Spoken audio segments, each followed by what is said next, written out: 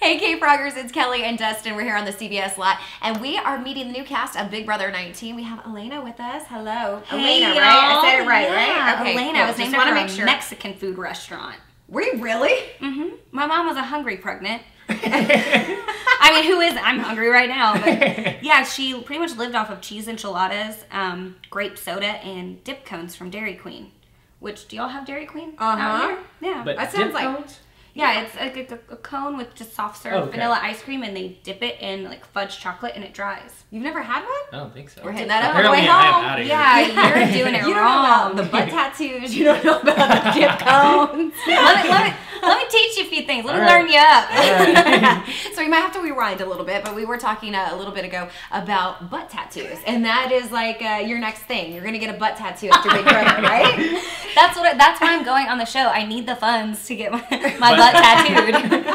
She's also starting a GoFundMe. Yeah, it'll be link in my Instagram bio. So if you want to support the cause, come on over. It's at Elena Davies. Thanks. Well, we're super excited to have you on because you're a radio person. I am. So we were looking up some of the cool things that you did, and one of the things Dustin found was you have a segment that's pretty much all about Tinder. Yep, I talked about my, well, I was going to say dating life, but typically failed dating life. Apparently the masses find that funny. And anything to make y'all laugh. So I've got a few interesting Tinder stories, and you know, I've just seen what happened over the past couple years and then talked about it on the radio. Well, how's it going to be going into the Big Brother house? Are you going to... Well, there's no Bumble, so I guess I'll have to talk to men in real life. Great. Any tips for that? Have you tried it? Walk up, you're like, no, no, thank you. Swipe left. Don't like you. If I swipe you left, does that mean you get evicted? That would be great. I'm gonna actually pitch that to the producers. They'll listen to me. Definitely. You know, the topic of showmance comes up quite a lot, and I can't decide how I feel about it. My mom is really pushing for me to have a man in my life, and you know what I'm really pushing for? To have $500,000, a goat farm, and a butt tattoo. So and a dip cone. And a dip cone when I'm done, because I deserved it. Cherry on top. No, I love that you described yourself, and one of the words used was abrasive, because in the Big Brother house, that's probably not something you want to be. But are you going to go in and be like, hey, this is me, this is what I do? You know, this is my whole thing. And if you've heard it once, you've probably heard it 5 times. My poor handler over here has heard it a million times. But I've always said, if you had 5 words to describe me, sweet probably wouldn't make the cut. Charming and abrasive would, and I'm only offensive if you're easily offended.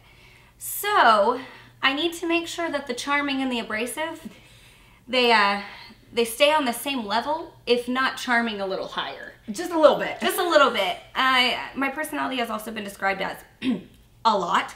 Whatever that means. So I want to be intentional about how I play this game and how I interact with the house guests. I want to make friends. I want to have fun. I want to win $500,000. And if I need to tone down the abrasive and turn up the charming a little bit to get that done, well, shoot, I can do it. Just for one summer. You can catch up next summer. Yeah, just for a couple months, you know, I can survive. But I'm excited to see how it goes, and also terrified, so. Well, and one of the other things about this house that's like totally trippy is that you're in there all summer long without social media, no phone. Are you a big social media buff? Because we tried to look you up, and most of your accounts are private now, because we were trying to dig up the dirt on you. I know, right? Yeah, I'm all locked down, man. Except for Facebook. You can find stuff on Facebook. What'd you find? Oh. Your podcast. You can still get your podcast on Facebook. You can still find my podcast. All right, Yeah. 2 P's in a podcast if you're interested. Adorable name, I know. Well, I did lock it all down for my little summer vacay I've got. But I absolutely am super into social media. I mean, I'm a radio personality and a millennial. So you can imagine the amount of content I am consuming at any given time. Like, I've gone through meme withdrawals. Like, This might be one of them. You're about to walk into one. I know. I'm like, I think I'm about to be a GIF. So, which I'm actually so excited about. Please make me a GIF. That's all I want. I've just said, it's funny because of my job, I got to celebrity judge this event. It was, what was it? Some kind of thing at a high school. not really a talent show. I don't know what it was, but I got to be a celebrity judge. And I'm up there with a couple other people celebrity judging, but they were, I think, faculty members. And you had to submit a bio and a list of accomplishments. And so I submit my little bio. It's not your typical bio. It's an entire joke. And then my list of accomplishments are like, I survived a bee attack. I know all the words to ABCs. I've slept for 12 hours straight once, and I've never picked my nose on live TV. Until now. Yeah, and now I'm like, and of course this is also up against people that are like, on the board of the I'm smarter than you chairman's thing. And I'm like, oh great, like I look like even more of an idiot. But now I'm like, shoot, I might pick my nose on live TV. I'm going to have to edit my resume. So going into that, you are on camera 24/7. Is there anything besides picking your nose you're worried about people seeing? I don't really want to cry on live TV. I probably will, and that is like, oh, I'm already pre-ashamed. I'm not a very emotional person. My friends and coworkers always joke about me being a mannequin. Like, are you real? Do you feel things? So I probably will get emotional. That's going to be embarrassing. Hopefully my boob doesn't pop out. Just one? The other one you're okay with? Well, yeah, if my left boob comes out, I'm okay. If my right boob comes out, we've got a problem. That's the wild one. That's the one. Got a mind of its own. No, really. It does. So, yeah, I mean, it's kind of nerve-wracking, the thought of being filmed and even being used to it a little bit. I'm not, you know, a stranger to having a microphone in my face. But 24/7, that's new. That's going to be interesting. What if I fart in my sleep? I don't know. We're going to hear it. And I probably won't. And then they'll tweet about it. I was about to say, I'll find out when I exit the house and get back on Twitter. They're going to be like, wow, Elena. It's going to be a hashtag. That'll be my GIF. No. Little poof. It'll be so cute. Next to your butt tattoo. Right next to my butt tattoo. Oh, God. Are you looking forward to seeing some of the comments after you get off the show? Or are you going to be like, no, it's over, it's done with, I don't need to see that? Oh, I'm absolutely going to go read all the things. It's funny because you probably know this because you've stalked me, but my Twitter bio says, I talk. This is where I get my hate mail. Yes. Because that's where everybody is so ruthless and mean. Absolutely. I very rarely get haters on Instagram. And I have 20 more thousand followers on Instagram than I do Twitter. Mm-hmm. But I don't know what the difference is. I don't know why people feel like there's like more of a disconnect on Twitter, but people are horrible on Twitter. People are like, I love your eyebrows on Instagram. Never once on Twitter. Never once do I get eyebrow compliments on Twitter. Never once. Yeah, they're like, you're the worst. I would rather listen to a kitten die in a blender than your voice ever again. And I'm like, oh, okay, retweet. Quote tweet, and I just tag my mom. What kind of allies are you looking forward to in this game? Okay, so good question. My strategy is going to be a social one. Are you surprised? Yeah. Shocker. Fellow radio folk. I'm looking for people that have strengths I don't have.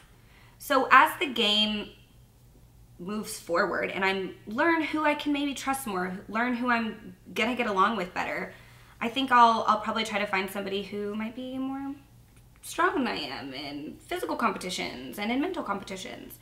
And then hopefully my charm and wit and fun personality will just take me the rest of the way. Or I'll get kicked out first and that'll be embarrassing. And then, are you guys hiring? Because I left my job. Oh no! Oh, no, I'm just kidding. We got this. I'm not worried about it. What are you going to spend the money on? A goat farm. Legit. No, yeah, I'm serious. I had a goat growing up. I actually had quite a few animals. And, you know, now that I'm an adult, I question my childhood quite a bit more. At the time, that was just normal because, well, I mean, I don't have anything to compare it to. But now that I've seen how other people live, I'm like, Dad, Mom, let's talk. I grew up in like a residential neighborhood in Fort Worth, Texas. It's a little country, but it's a big city. Right. A neighborhood.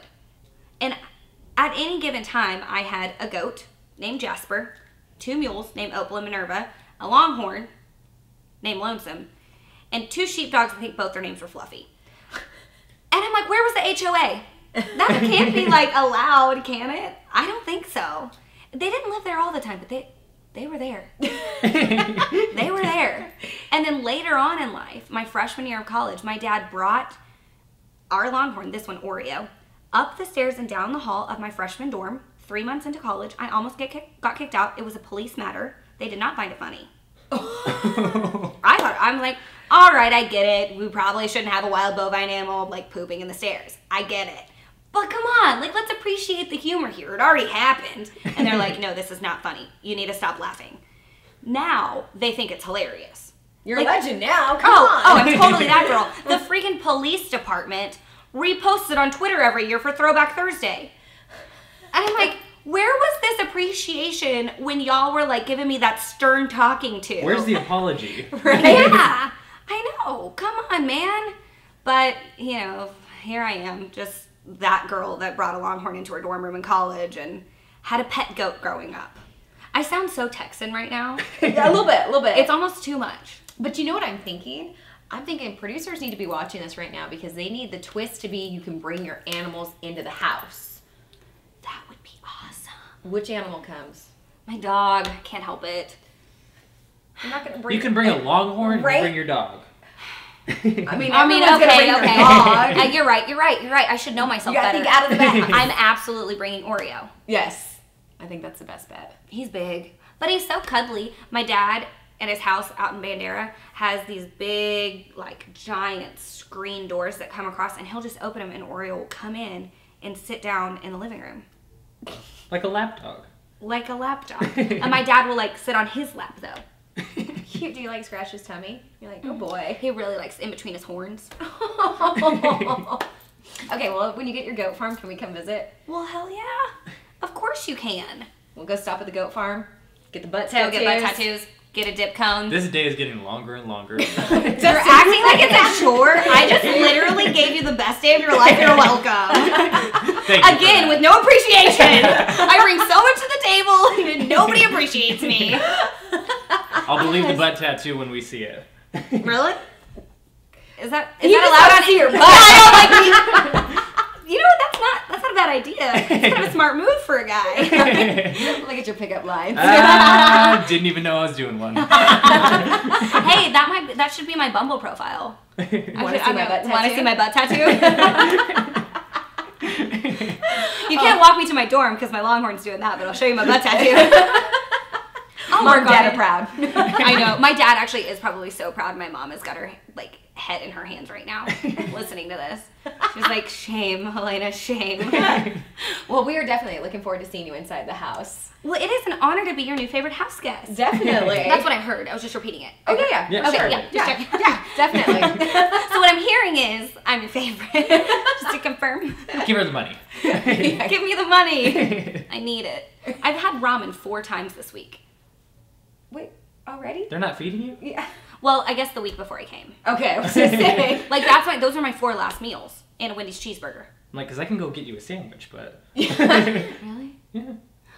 Pick up line number 2, okay? I know, working you out. He's So working anyways, you you. like want to get married or like what are you doing like next fall?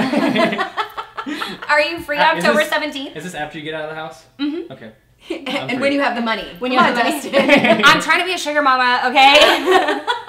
We'll be there. Perfect. Thank you for stopping by Cape Rock. Hey, absolutely. Y'all are fun.